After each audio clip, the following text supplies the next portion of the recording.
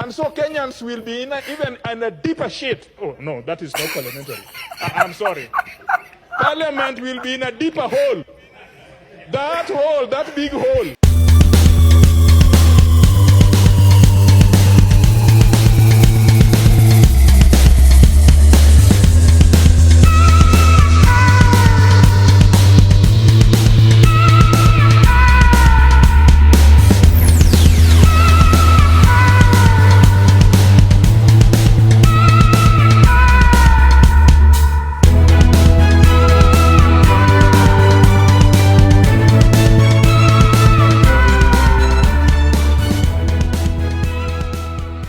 Welcome back to Vara Media. My name is Boniface Owino, and as usual, I'm going to be your host for today. Before we get deep into our discussion of today, there is something that I want to talk about. I want to talk about this issue of revolution. But before we do that, I would like to give you a chance to go to the subscription area, click the subscribe button. You can also like and comment. You can also tell me where you're watching us from. If you're within the country, you can tell me which country are you watching us from. And if you're outside the country, it's also good to tell me which country are you watching us from. And I would also like to appreciate those who are giving us the support, because without your support, this channel cannot grow and it cannot reach it cannot reach where it has reached at this moment. Please, thank you very much. May God bless you. Asante sana. Now, back to our discussion. I want to talk about this issue of revolution that is happening currently in. The good thing with the revolution that is currently happening in Kenya right now is that there is no one that the government will approach. There is no one that is leading these people that the government will call upon to negotiate with, so that this thing can come to an end, so that the demonstration can come to an end. Because everyone has woken up. All the Gen Zs have woken up. So there is no one that the government can call. And again, the government, even the policemen, cannot kill all of them. And the more they try to kill more of them, the more they become furious. They become hungry and maybe do more of what they need to plan to do. I want us to take a look at exactly what happened yesterday. Yesterday, one of the demonstrators, the peaceful demonstrators, was shot dead. That is by the name of Rex.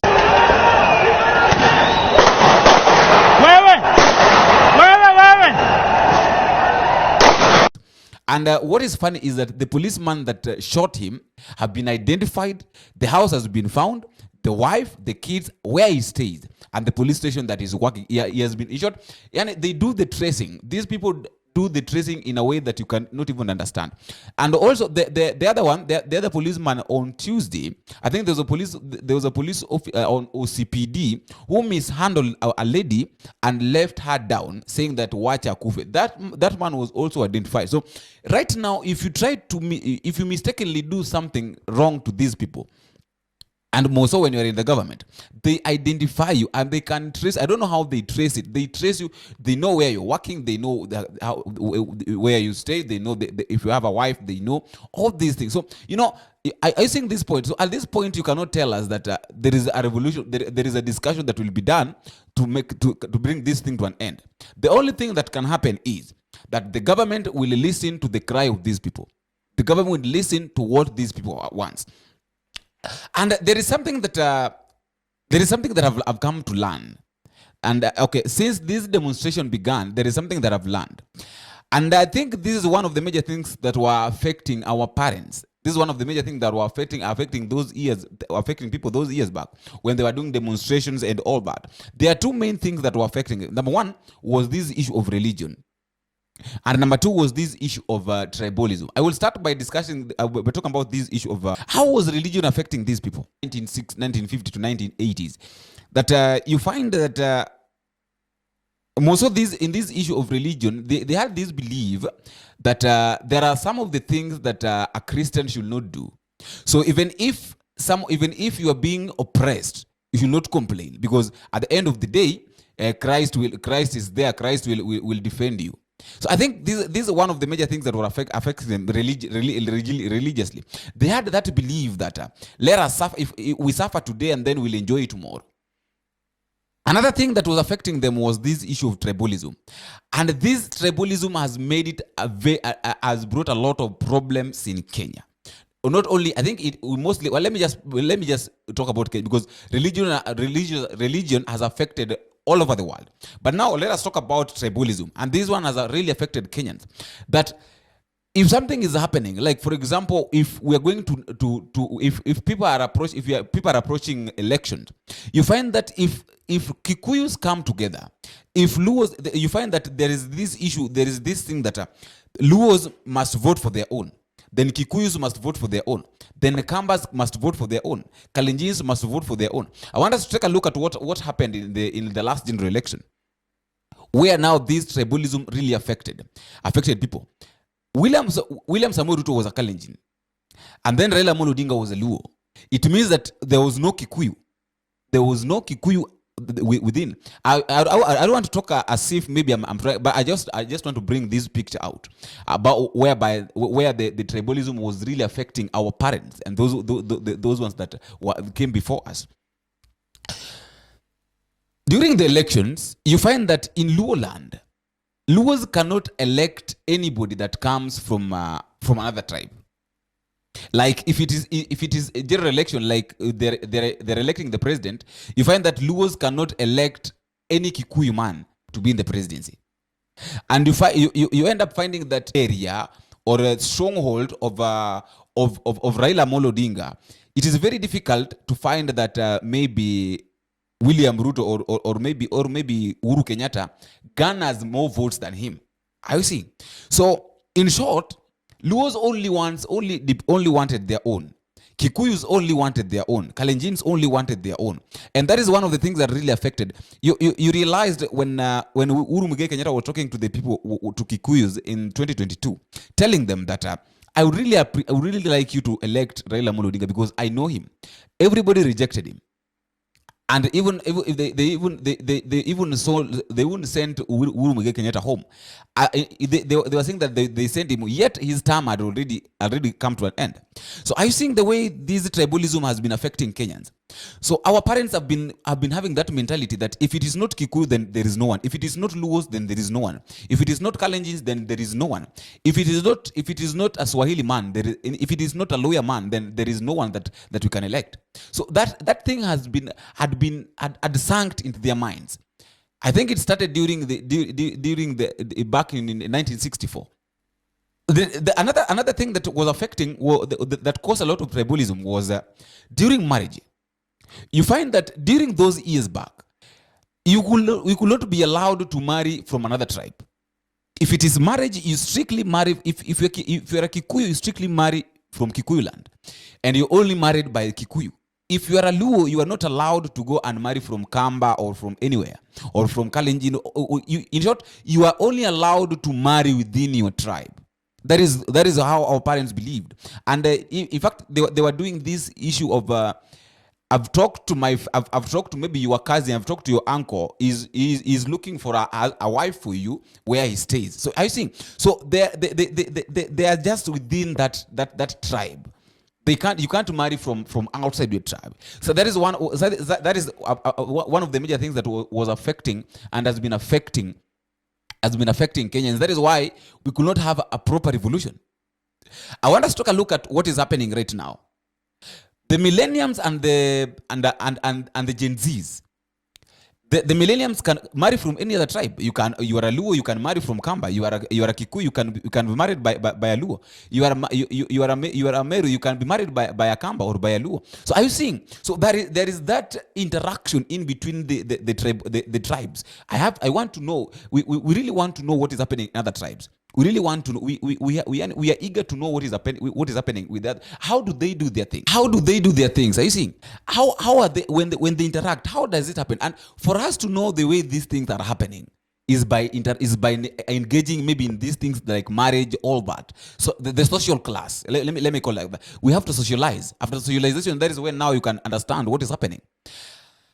Right now, the demonstration that is happening, they don't care. The Gen Zs, I was talking that was about now the millennium, because that is now the age that is allowed, maybe, okay, is capable of marrying. Now I want us to talk about now the demonstration right now. The demonstration that is happening right now has brought these people together. When you look at it religiously, it has brought Muslims, pagans, Christians together. So we don't care which church you come from, which denomination are you from. They don't care where are you from. They are together. And then they don't even care which tribe. And in fact, I was listening to one lady by the name of Owuor in the morning. Naam, venye mimi naona reject namni movement tumesema reject hii finance bill yenye wanaenda kuidebate leo ni sawa. Lakini hii movement venye tumeamka tumejua sisi kama vijana tuko na sauti na sauti zetu zinafaa kusikika. Kwangu naona kama tumeamka tumejua that kesho ni kesho yetu. Our bunge His Excellency William Ruto sitaki kusema ni wazee si wazee lakini washapanga maisha yao. Sisi kesho ni yetu si wao, lakini wanatuharibia kesho yetu. So kwangu nimeona kama tumeamka tumejua kwamba tusipojitetea hakuna mtu mwenye atajitokeza kututetea. So mimi naona venye tumeamka tumeona sasa tunaweza kuja pamoja bila ukabila, bila hizi story mimi ni mtoto wa nani, wewe ni mtoto wa nani, wewe ni wa mashinani, mimi ni wa ghetto. Hakuna story kama hiyo. Tumekuja pamoja, tumesema tusiposikika leo tutasikika kesho, tusiposikika kesho tutasikika kesho kutwa. Tutaendelea na hii nguvu. I think inafaa kueleweka kwamba hii kizazi chetu ni tofauti sana na kizazi kingine. Sisi tumeelemika, tumejua nguvu wa sauti yetu. I think tumepoteza hii dhana potovu wa mimi ni Mluya, wewe ni Mkikuyu. Mimi sijui kabila yako na sijui na sitaki kujua. Hatuna story na hiyo because at the end of the day sisi sote tunaenda be hurt by this bill. So I think we will continue to make ourselves heard, and in the future now we are aware of our rights and the power of our voice, that come 2027, come 2032, 2039, we know the power of together and we will not be silenced. I think this is one of the things that had affected people a long time ago, and people have come back to their senses. And let me tell you something.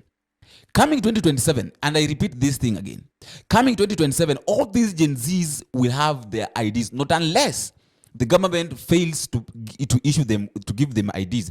And we are all here. Mark this. We will all see what will happen. These politicians that are mistreated, that are passing the bills that are going to affect the Kenyans, they will suffer. These politicians will really suffer because the Gen Zs will not care. They will not care whether you've worked or you've not worked. They will look at the way you've been treating them. Another thing, what I know is that right now the MPs that voted yes, I really don't know what they will tell what they will say in their constituencies. I really don't know what they will say in their constituencies. So are you seeing where now the problem started, where the problem was?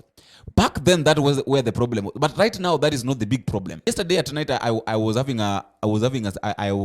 some conversation, and whereby I happened to attend a meeting with Kina Lai and Jeremiah Kioni and some other advocates, and they were saying there is something that they were saying. One of them said something. In fact she was the host. She was the one who was hosting us. She's from Germany, and she was saying that that is she's called Mag, and Mag was saying something that there is this issue that had been affecting people, and that thing, I think it's coming to an end, whereby we are waiting for the politicians to come and bring us change. That one has come to an end because everybody right now knows the rights. Everybody knows what they need to do. So if we still wait for the politicians to come and bring us change, then it will be difficult because they will not do that. And I concurred with her. And in fact, even Jeremiah Kioni said that Jeremiah Kioni is a politician, but he was saying that right now it is up to Kenyans.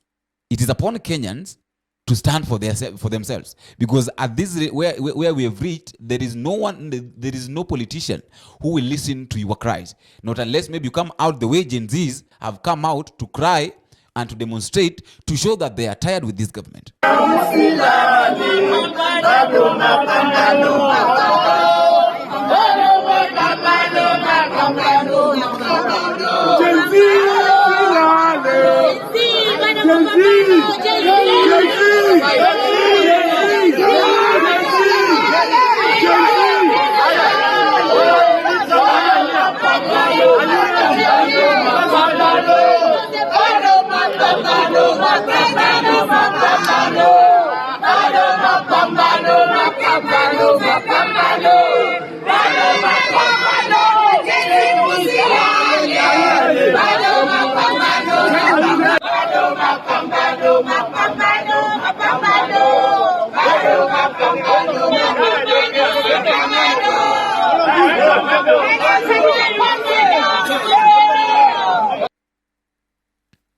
So my point was this.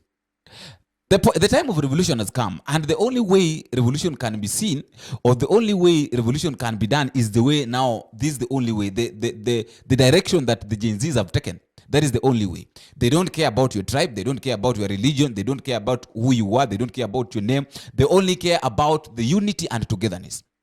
And for a country to have a revolution, for a country maybe to do things the way they're supposed to be done, there must be a strong revolution, and this revolution must be supported by a united nation. Uhuru Muigai Kenyatta, before he retired, he talked about these Gen Zs, and he said very well that if there are people who should be looked at, because if they decide to bring change, they will bring change no matter what, are the Gen Zs. And that is what they're doing right now. I don't know what to think. I also like to listen to your comment at the comment to listen to your thought at the comment section. And a reminder, if you're for the first time, please don't forget to click the subscribe button. You can also like and tell me you're watching us from. And until we meet again, I've been your host, Boniface.